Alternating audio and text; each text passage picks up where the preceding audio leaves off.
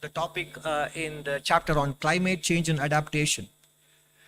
A well-known French economist, John Pisani-Ferry, in the context of Europe, wrote that there is an impossible trinity of net zero. That is, policy cannot be at the same time fiscally sustainable and the economy is competitive without giving up on net zero ambitions. And that is what we call it, the impossible trinity of net zero. On the right side, between fiscal sustainability, net zero goals, and competitiveness of the economy at any given point in time, only two are possible. If you want to pursue net zero and be competitive also in the global economic space, then there has to be a lot of subsidization that has to happen. If you want to be fiscally sustainable, on the other hand, and also be economically competitive, Europe is realizing that net zero goals will become that much more challenging to pursue. Again, the Mario Draghi report on competitiveness has a lot to say on this with respect to Europe, and it applies to developing countries like ours as well. At the same time, if you want to pursue net zero, at the same time be fiscally prudent, then competitiveness will take a big hit as well, because energy costs will go up significantly, as has happened in Europe between pre-COVID and post-COVID. So the net result is that the trade-offs in climate mitigation is such that these days countries are realizing that we need to spend a lot of effort and resources on adaptation. The theme of the chapter on climate this time is how do we maximize our adaptation efforts, adaptation funding, as opposed to focusing on emission mitigation. India's energy transition, therefore, needs to have a multifaceted approach. It cannot be only about renewable energy, and renewable should be expanded to include transition fuels like natural gas and also, more importantly, nuclear power as well. And coal will continue to remain the mainstay, even as we are making far better progress than many other countries on nationally determined contributions. In fact, India's use of coal has not come in the way of India making much better progress on NDCs compared to Western nations.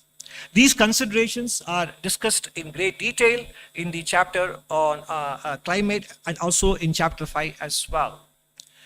In terms of financing, much of the flows today are concentrated on emission mitigation, but critically important given the fact that the greenhouse gases already in the atmosphere will anyway cause global warming and damage to countries' environment.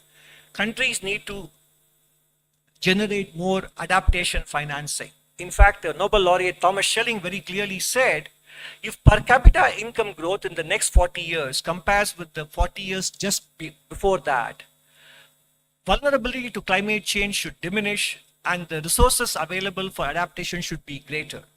I say this not to minimize concern about climate change, but to anticipate whether developing countries should make sacrifices in their development to minimize the emission of gases that may change the climate to their disadvantage.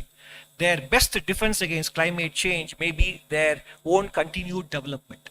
Basically, the point is, economic growth and development generates the resources to be able to deal with energy transition and climate change. And therefore, if we have to continue to grow while making energy transition, prioritization should be on adaptation. And apart from the strategic considerations I mentioned earlier in terms of ensuring that we are not affected by the single source concentration risk that many countries, including India, are exposed to. And as we wrote in the last economic survey in chapter 13, the power of collective action, small changes, big impact, has to be also kept in mind. The lifestyle for environment movement, small individual actions, impact of lifestyle changes. A 13% change in global population behavior can reduce carbon emissions. For example, having the thermostat at 26 degrees or 27 degrees and having a small fan circulation will keep the room cool than keeping the thermostat at 20 degrees in summer, for example. Food waste reduction.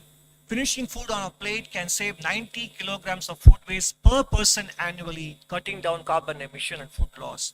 Carpooling and public transportation, which I alluded to earlier, can cut down transport sector emissions. Carpooling can save 380 million liters of fuel daily in India by reducing nearly 8 lakh rides per day. And public transportation, in terms of integrated solutions, is much better than focusing on tailpipe emissions through e-mobility, which also has a strategic angle to it.